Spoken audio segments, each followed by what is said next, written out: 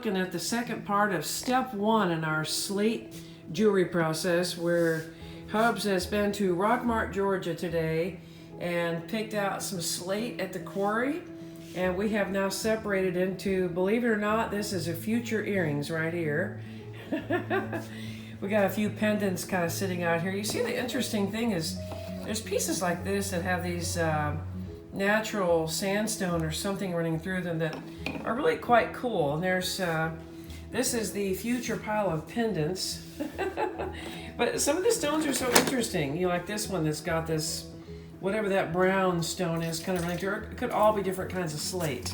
Slate does run in different colors, and like, look at this thing. I don't know, this will make an interesting large pendant, or it could be when I start grinding, it'll turn into several smaller ones. This one, I don't know, I may leave this one as natural. Isn't that cool? Anyway, so we got a future pendant pile right here, and these just ended up being too big. We're not sure what we'll do with these yet, but you know, who knows?